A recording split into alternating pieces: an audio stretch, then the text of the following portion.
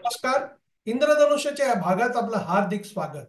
आज आपल्या भेटीला येत आहेत सातारा येथील ज्येष्ठ पत्रकार श्रीकांत कात्रे. गेले 35 वर्ष ते पत्रकारितेमध्ये आहेत.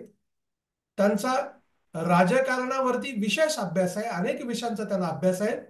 राजकीय विश्लेषक अशी त्यांची ख्याती आहे. सातारा लोकसभा मतदारसंघाबद्दल आपण थेट त्यांच्याकडे जाऊन माहिती जाणून घेणार आहोत. नमस्कार श्रीकांतजी, आपले हार्दिक स्वागत. नमस्कार. नमस्कार. नमस्कार. थँक्यू. सातारा लोकसभा मतदारसंघाची पार्श्वभूमी नेमकी काय आहे हे जरा आमच्या दर्शकांसाठी सांगा ना.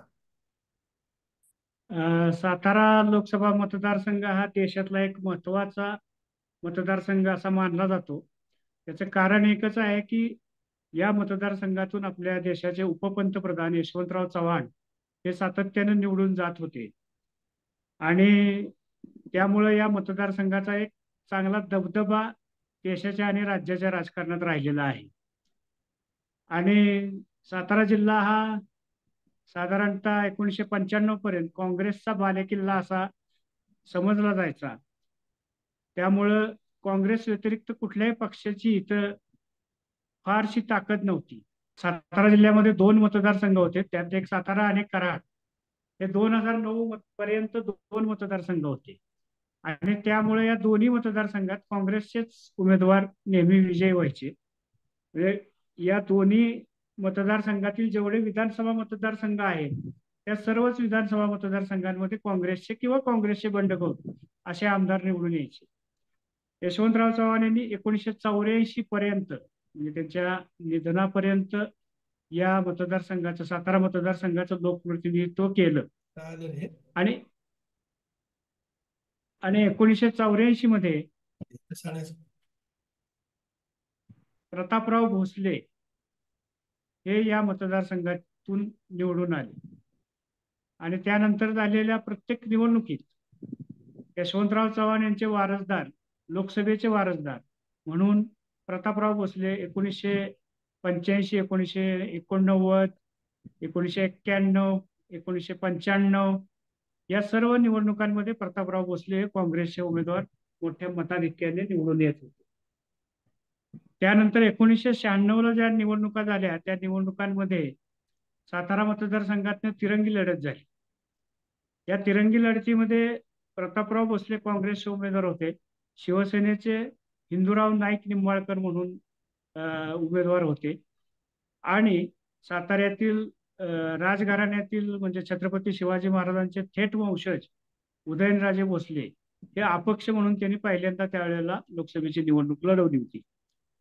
त्या तिरंगी लढतीमध्ये प्रतापराव भोसले पहिल्यांदाच म्हणजे काँग्रेसचा उमेदवार पहिल्यांदाच या सातारा मतदारसंघातून पराभूत झाला आणि शिवसेनेने पहिल्यांदाच सातारा लोकसभा मतदारसंघामध्ये आपला विजय मिळवला आणि जिल्ह्याच्या राजकारणात चांगला शिरकाव केला.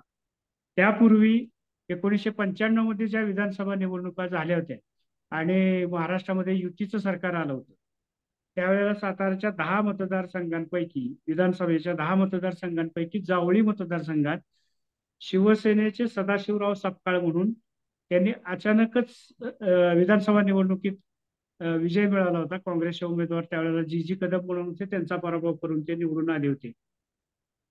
ती या जिल्ह्यातल्या काँग्रेसेतर पक्षाची पहिला विजय काँग्रेसेतर पक्षाचा 1995 मधल्या विधानसभा निवडणुकीत होता आणि त्यानंतर मात्र 1996च्या निवडणुकीत पुन्हा पोटनिवडणूक 96च्या निवडणुकीत लोकसभेतील शिवसेनेने शिरकाव केला. अशा पद्धतीनं काँग्रेसच्या राजकारणाला धक्का लागण्याचं पर्व 1995-96 दरम्यान सुरू झालं. हा 1996चा पराभव काँग्रेसच्या सगळ्याच नेत्यांच्या खूप जिव्हारी लागला होता. त्यामुळे 1998 मध्ये पुन्हा लोकसभेच्या निवडणुका ज्या वेळेला झाल्या त्यावेळी साताऱ्यातील राजघराण्यातली काँग्रेसचे नेते अभयसिंह राजे भोसले हे त्यांचं त्यावेळेला वर्चस्व होतं मोठं. अजिंक्यतारा उद्योग समूह म्हणून अजिंक्यतारा कारखान्यासह वेगवेगळ्या संस्था त्यांच्या होत्या आणि त्यामुळं काँग्रेसनं त्यांना उमेदवारी दिली. त्यांनी विधानसभेत ते त्यावेळेला आमदार होते पण ती लोकसभा 1998ची लढवली आणि काँग्रेसनं पुन्हा मोठ्या मताधिक्यानं सातारा मतदारसंघ आपल्या ताब्यात घेतला. त्याच वेळेला उदयनराजे भोसले यांनी भारतीय जनता पक्षामध्ये प्रवेश केला होता आणि भारतीय जनता पक्षाकडून त्यांनी आपलं वेगळं राजकारण सुरू केलेलं होतं. मग अभयसिंहराजे भोसले हे काँग्रेसचे खासदार झाल्यानंतर सातारा विधानसभा मतदारसंघाची पोटनिवडणूक झाली. त्या पोटनिवडणुकीमध्ये भारतीय जनता पक्षातर्फे उदयनराजे भोसले रिंगणात आले आणि अभयसिंहराजे भोसले यांचे चिरंजीव शिवेंद्रसिंहराजे भोसले, जे सध्या सातारा विधानसभा मतदारसंघाचं लोकप्रतिनिधित्व करतात, ते त्या पोटनिवडणुकीत काँग्रेसचे उमेदवार होते. त्या 1998च्या पोटनिवडणुकीत भाजपचा पहिला उमेदवार जिल्ह्यातला विजयी झाला उदयनराजे भोसले यांच्या रूपाने. तोपर्यंत भाजपचं सातारा जिल्ह्यात काही स्थान नव्हतं. ते चित्र असंच सुरू झालं होतं की भाजप या ठिकाणी मोठ्या प्रमाणावर सुरुवात करेल आणि राजकीय प्रभाव निर्माण करेल असं वातावरण होतं. 1999च्या दरम्यान शरद पवारांनी राष्ट्रवादी काँग्रेसची स्थापना केली. सातारा जिल्ह्याच्या राजकारणात काँग्रेसच्या काळातही शरद पवार यांचा गट खूप मोठ्या प्रमाणावर प्रभावी होता आणि राष्ट्रवादी काँग्रेसची स्थापना झाल्यावर तर राष्ट्रवादी काँग्रेसनं पूर्ण वर्चस्व जिल्ह्यावर मिळवलं आणि काँग्रेसची शक्ती पूर्णपणे क्षीण झाली. त्यावेळेला झालेल्या लोकसभेच्या निवडणुकीत सातारा आणि कराड या दोन्ही मतदारसंघातून राष्ट्रवादी काँग्रेसचे अनुक्रमे लक्ष्मणराव पाटील आणि श्रीनिवास पाटील हे दोन्ही उमेदवार लोकसभेला विजयी झाले आणि 10 मतदारसंघांपैकी फक्त कराड दक्षिण हा मतदारसंघ, त्यातून विलासराव पाटील उंडाळकर हे काँग्रेसचे उमेदवार विजयी झाले. उर्वरित 9च्या 9 मतदारसंघातून राष्ट्रवादी काँग्रेसचे उमेदवार विजयी झाले. त्यामुळे राष्ट्रवादी काँग्रेसच्या स्थापनेनंतर काँग्रेसची शक्ती अतिशय क्षीण झाली. त्यानंतर जिल्ह्याकडे नेतृत्वच राहिलं नाही काँग्रेसमध्ये कोणी, आणि सगळी जी साताऱ्यातली जी शुगर लॉबी म्हणा किंवा जे मातब्बर नेते मंडळी होते ते सगळे राष्ट्रवादी काँग्रेसमध्ये आहे. असं चित्र 1999 पासून निर्माण झालेलं ते 2009 पर्यंत राष्ट्रवादी काँग्रेसचं वर्चस्व होतं. आत्ताही राष्ट्रवादी काँग्रेसचं तसं वर्चस्व आहेच. 2009 मध्ये मतदारसंघांची पुनर्रचना झाली. त्यामध्ये 10 पैकी 10 जे विधानसभेचे मतदारसंघ होते ते 8 झाले आणि लोकसभेचे जे 2 मतदारसंघ होते कराड आणि सातारा, तो आता सातारा मतदारसंघ वेगळा झाला आणि माढा मतदारसंघामध्ये सातारा जिल्ह्यातले फलटण आणि माण हे 2 तालुके त्याच्यामध्ये समाविष्ट झाले. असे सातारा आणि माढा हे 2 मतदारसंघ जिल्ह्यात सध्या आहेत. 2009 मध्ये ज्या वेळेला पहिली इलेक्शन या फेररचनेनंतर झाली त्यावेळेला सातारा मतदारसंघातून लक्ष्मणराव पाटील हे जे यापूर्वी निवडून आलेले खासदार होते त्यांनाच उमेदवारी राष्ट्रवादी काँग्रेसची मिळेल असं वाटत होतं.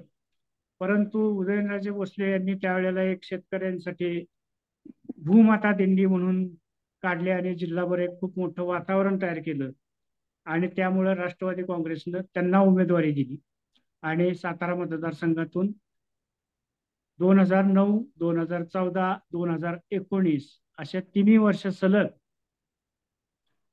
उदयनराजे भोसले राष्ट्रवादी काँग्रेसचे खासदार म्हणून निवडून आले.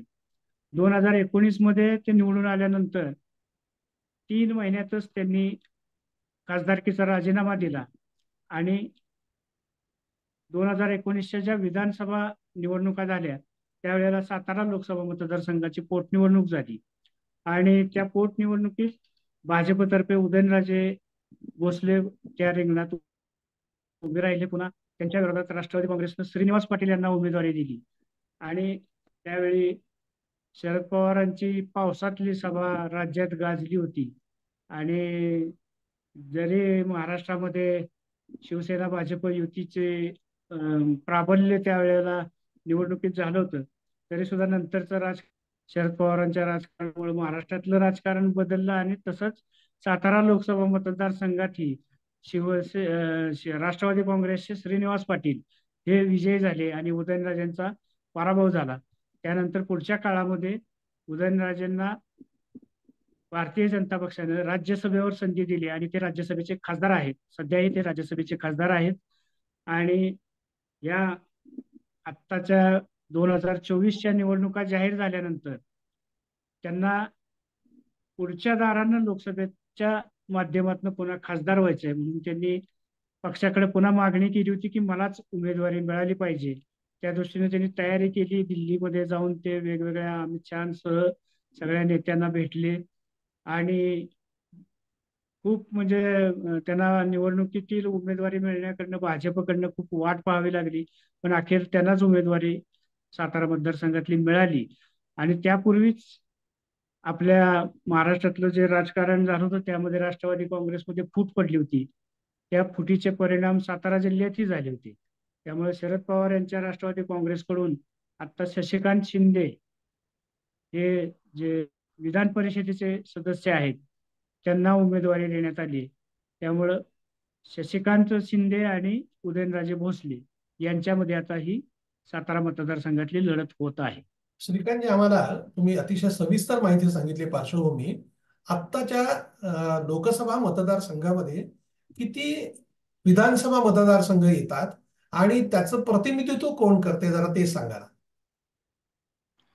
सातारा लोकसभा मतदारसंघ जो आत्ताचा आहे त्यामध्ये सातारा, वाई, फलटण, कोरेगाव, कराड दक्षिण, कराड उत्तर आणि पाटण. सॉरी, फलटण त्याच्यामध्ये नाही, फलटण माड्यामध्ये गेलेलं आहे. पण हे 6 मतदारसंघ आहेत सातारा लोकसभा मतदारसंघात. त्यामध्ये वाईमध्ये राष्ट्रवादी काँग्रेस अजित पवार गटाचे मकरंद पाटील हे सध्या आमदार आहेत.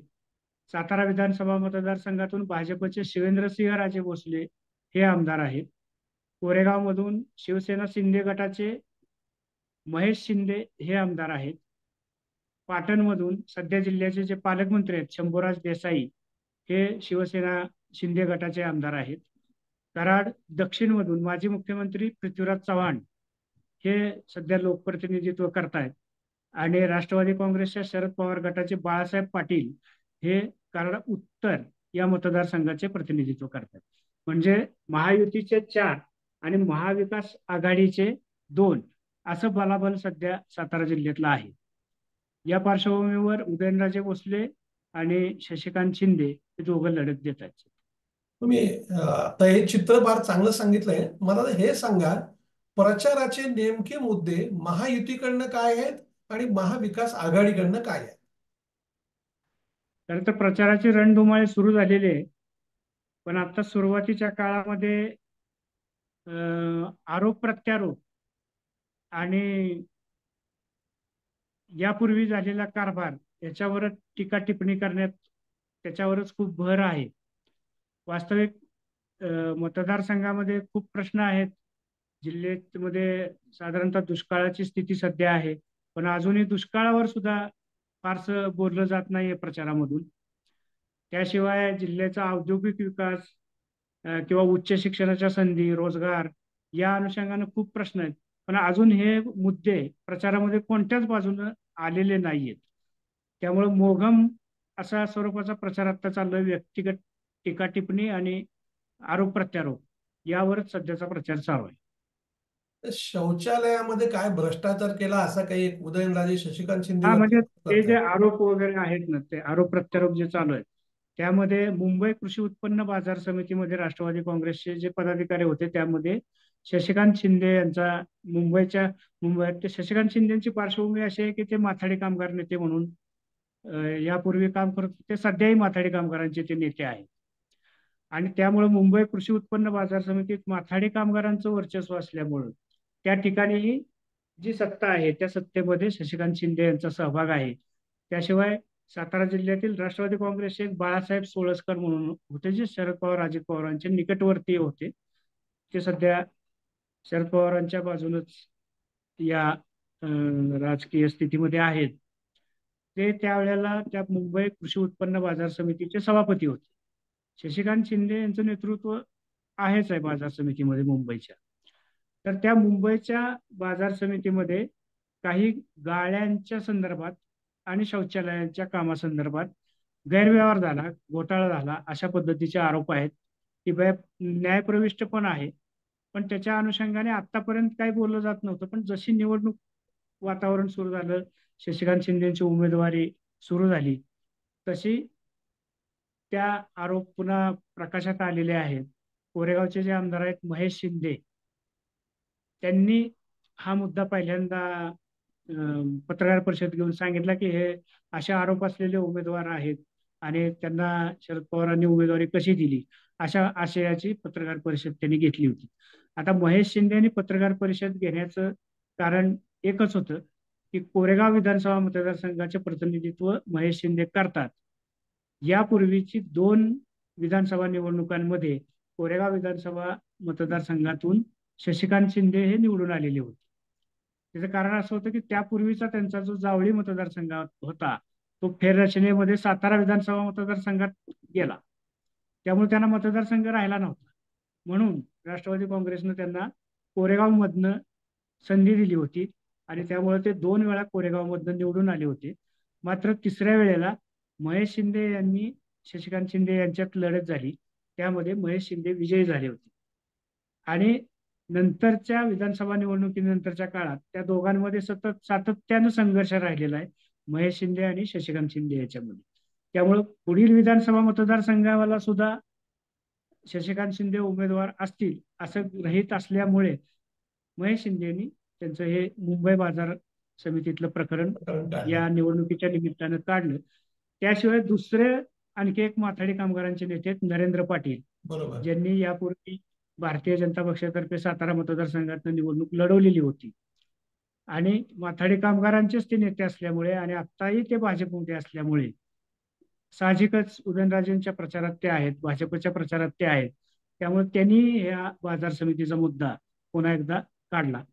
त्याला शशिकांत शिंदेने उत्तर दिलेलं आहे की त्याच्यात काही मी दोषी आढळलो तर मी राजकारणातून संन्यास घेईन वगैरे वगैरे. पण म्हणजे हे आरोप प्रत्यारोपाची चित्र सध्या मतदारसंघामध्ये आहे. आता या लढतीमध्ये आणखीन 16 उमेदवार आहेत. त्यात वंचित बहुजन आघाडीचे पण आहेत आणि इतर बहुजन समाज पक्ष वगैरे पण आहेत. पण खरी लढत आहे ती या दोघांमध्येच आहे आणि प्रामुख्यानं या दोघांमध्ये लढत असल्यामुळं हे आरोप प्रत्यारोप आता थांबवून काही विकासाच्या प्रश्नांवर हे उमेदवार बोलायला सुरुवात करतील अशी आशा आहे. त्यात प्रामुख्यानं जिल्ह्याचा दुष्काळाचा प्रश्न आहे, औद्योगिक विकासाचा प्रश्न आहे.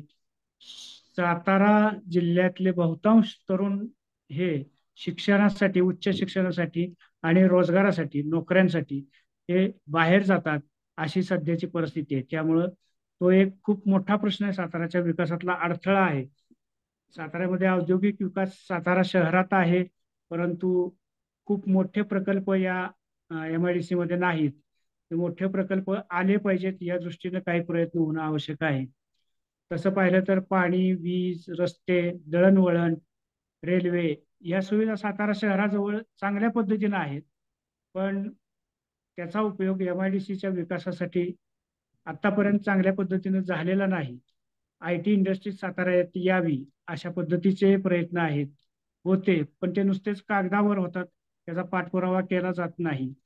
दुसरी गोष्ट म्हणजे पुणे आणि कोल्हापूर या 2 मोठ्या शहरांच्या पासून सातारा शहर हे मध्यवर्ती ठिकाणी आहे.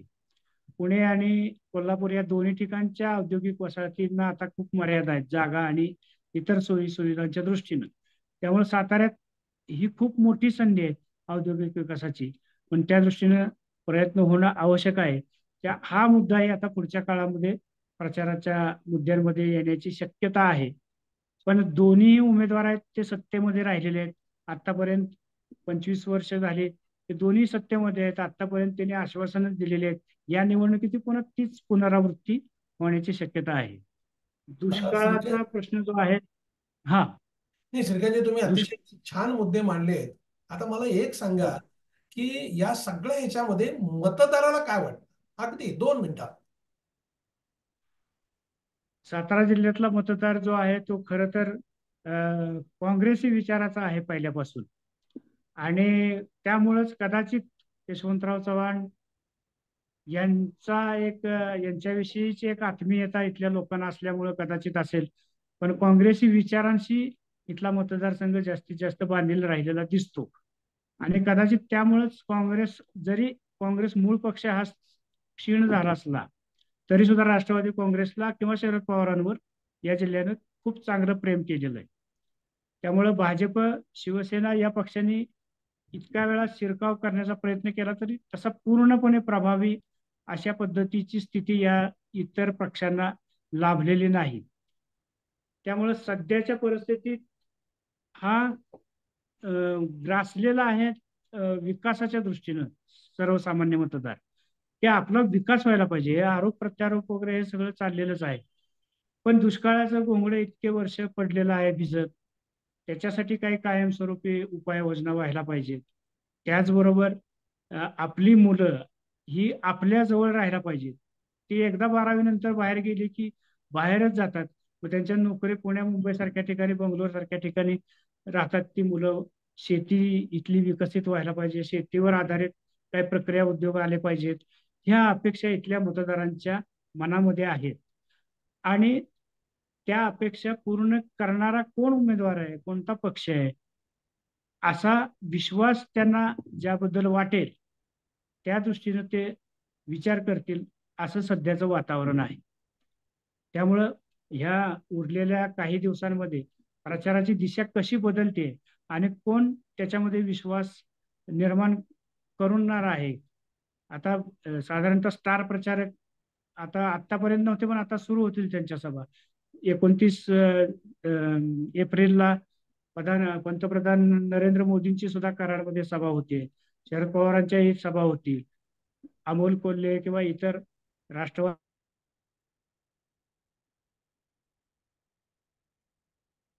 आवाज येत नाही, आवाज येत नाही. हॅलो. हा हॅलो हा, आणि प्रचार जोमानं होईल आणि त्यामधनं मग मतदार आपली निर्णायक भूमिका निकालामधूनच व्यक्त करेल असं सध्याचं चित्र आहे. धन्यवाद, आपण वेळ दिलात, मनापासून आभार. दर्शक हो, धन्यवाद. आपल्याला हा जर व्हिडिओ आवडला असेल तर तो लाईक करा, फॉरवर्ड करा व सबस्क्राईब करा.